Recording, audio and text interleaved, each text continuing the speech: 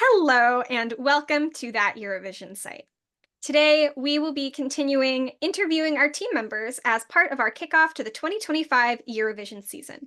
I'm Shiloh, and today I will be interviewing Euan. Euan, say hi. Hi.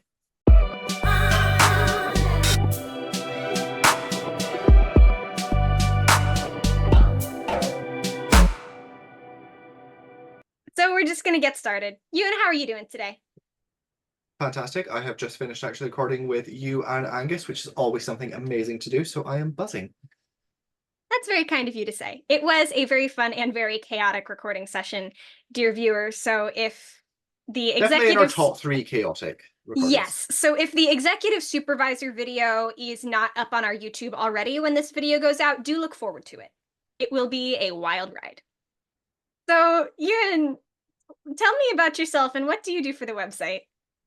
So I am predominantly staff writer, so mostly doing news articles and such, although I do also do some editorial series as well. So I run our little jury that we do every year, discussing what we think about the acts, as well as being in charge of some other editorial series, like, for instance, National Final Reforms, which may or may not have started as this video is going out, and other things like that. I also suggest some rather ridiculous ideas for some of our content, such as, well, we've got several things in the pipeline and you'll see them.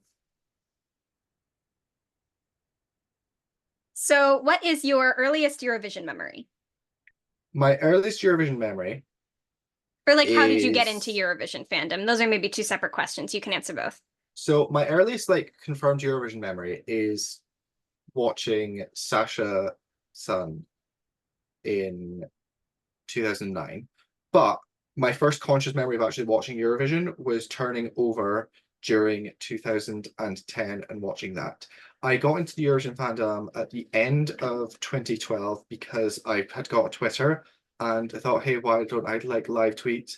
Because that this national selection, not realizing that there's tons and tons of people. And I believe it was the Swiss selection, Die große Entscheidung show, which unfortunately had a terrible winner, but it was a very fun national selection. And then I was just hooked from there because I found a load of strange people that like Eurovision. So, what is your top 3 all-time favorite Eurovision entries? So the top 3 heroes: Måns Zelmerlöw 2000, Sweden 2015. One of my favorite songs. I've literally even got that tattooed on. I will not get it out because that would be obscene. Showing that Is on it the somewhere YouTube channel. compromising? No, but I would have to lift my shirt up and I'm not getting shirtless for this channel. Okay. So that's one of my favorite songs. It's just the perfect mid 2010s anthemic song, and I love it. The second one, it's got to be the song that actually brought me into the Eurovision Song Contest. It was Bosnia and Herzegovina 2010, Vukasin Blaich's Thunder and Lightning. Perfect, the epitome of rock ballad in this contest. And third, This Always Changes About, so it's got to be France 2020. Look, I love a ballad. It's over the top and brilliant, and I'm probably the only person in the Eurovision fandom that actually likes it, but that was my favorite that year, and yeah, it was fantastic. Great. So, your 2 favorite countries on the whole in the Eurovision Song Contest are Azerbaijan and Lithuania. Is that correct? That's correct, but it wasn't always the case. When I first came into the fandom, I was originally a Hungary stan. Okay. I was So, too a little bit, actually. yeah, mid 2000, because you were what, 2016? Yes. So I was 2012, and that was when Adol had was fully going, and it was so good. But it sort of drifted away, and then I sort of fell in love with Eurovision Tranka and became a massive Lithuania stan. But I did actually follow Azerbaijani national selections when they still had national selections, Milisa Shimturu. They weren't good, but they were fun. Lots of them are still on YouTube, and I would highly advise people to look up some of them because they were chaos and everything I love about Eurovision. So, hard question time. Save one, drop one. Azerbaijan in Eurovision or Lithuania in Eurovision? Lithuania in Eurovision, because although Lithuania has been in my top three since 2013 onward, what they produced prior to 2009, just a crime. So wait, Well, so are you advocating for saving Lithuania or dropping I'm Lithuania? advocating for dropping it because, well, because although Lithuania's been amazing in the last like 10 years, their earlier stuff was just unforgivable. And well, Azerbaijan doesn't have a bad song in that entire run since 2008. All right. So what do you do outside of Eurovision fandom? What are other things you are interested in? I think, like a lot of Eurovision fans, I'm really interested in languages. So I've spent several years learning Ukrainian, to varying degrees of success. I Also, didn't know that. really, yeah, because I had COVID, so I thought I'm bored. I'm just going to download Duolingo and learn Ukrainian. And 3 years later, I speak a little Ukrainian. It's always strange, like, why do you learn this? And like, I was bored. It's like that's a weird like thing to do. It's like, well, so. Also some degree of French and German from like legacy of learning that at school. So I would say that I'm a big geek and nerd in terms of like loving sci-fi and video games. Yeah, and it's sort of like, when you're asked like what your favorite book is, and then you forget every single thing you've ever read. So now I'm forgetting like literally every single thing I do. I do like the occasional rock climb as well. Again, not very good at it. Nearly sheared my face off. What is it But with gay people and rock climbing?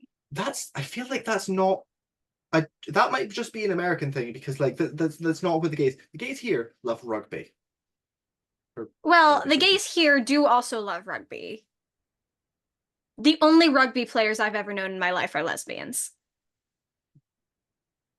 I don't think I've ever encountered a female rugby player. Actually, no, I know one. No, one. That's a lie. Yeah, no, rock climbing is not really that sort of like a gay thing here. But it's interesting that that was a choice because I would have thought that would have been like an aggressively heterosexual sport. Hmm. At least it is wherever I went climbing. Mm-hmm. Sure. Well, cultural differences and all that. Uh, sorry to bully you a little bit. Was that I feel bullying? like that's what the spirit of these videos are for. Just a little degree of bullying because that's what that Eurovision site's all about. That's true. We are all about bullying. Favorite member of the website to bully? I feel like I know the answer, but tell me anyway.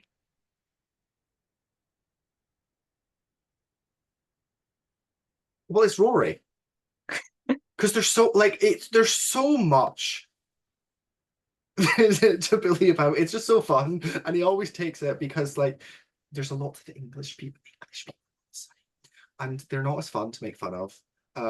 Well, Rory's Irish, and that'll be the last time I ever say that. It's just fun to actually like make fun of it. So like, yeah, that's definitely my favorite person on the site to bully. All right. It's mutual bullying. I'm bullied as well frequently. Yes, no, to be clear, we are all friends here. Mhm. Well, I do hate Angus. Yes, you That's a do. lie. We no, we're all friends, I promise. I'm frequently bullied for my excellent taste in music and constantly catching strays for that. Mhm.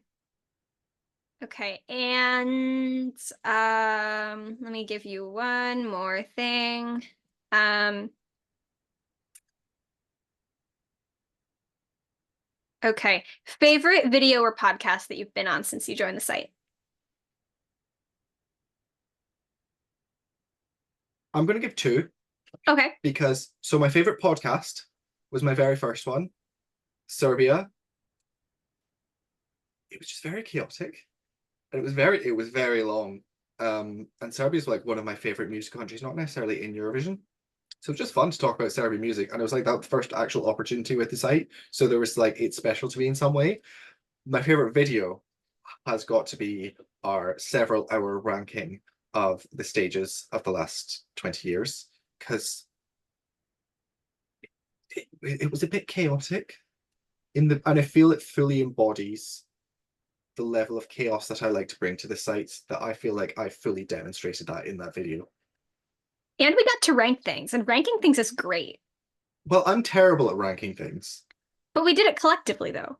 Yes, but it's like it's just fun. It's like we got to talk about like compare. When else are you going to get to compare the 2007 and the 2019 stage? When Mhm. else are you going to get to talk those in the same sentence and like actually have people listen? It made for some fun entertainment, and I loved Yeah, it. I did not like the evil counter that was put up there about my ridiculous opinions, because we all had counters. I feel like mine were the meanest, justifiably because I deserve it. Yeah, Okay. those are my two favorite ones. All right. Yeah. All right. Well, thank you for letting me interrogate you today, Ewan. Was I as vicious as you hoped I was going to be? I feel like you could have been more vicious, but then it just becomes like just fully like bullying. So yeah, I'm happy with the level of viciousness. Okay. And this is definitely the viciousness that I will take for my when I do my interview at Tim. All right. Great. So, thank you for watching that Eurovision site. Make sure to like, subscribe, and comment on our YouTube channel. We will have more of these videos coming out as we launch the 2025 Eurovision season. And stay tuned for all of the exciting content ideas in the pipeline that Ewan mysteriously hinted at earlier in this video. Because Including, if you want a sneak peek, the discussion of which British broadcasters would host ridiculous national finals of the Eurovision Song Contest. Right, so you've got that to look forward to and all sorts of other fun things. Make sure you also follow the site on Instagram, X formerly known as Twitter, Threads, Tumblr. What Blue else? Sky. Blue Sky, is that it?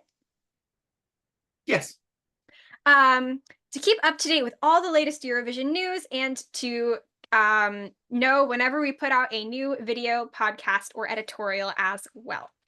Once again, thank you very much for coming on this journey to me, both to Ewan and to the audience.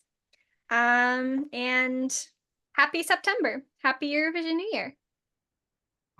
I forgot to bring streamers, but I would like definitely let a streamer off if I'd remembered one. You can do it with emojis. You should be able to put up a little. Honestly, I'll probably break the whole video if I do that. There we go. Yay! Like this. Streamers. Yay. All right, bye.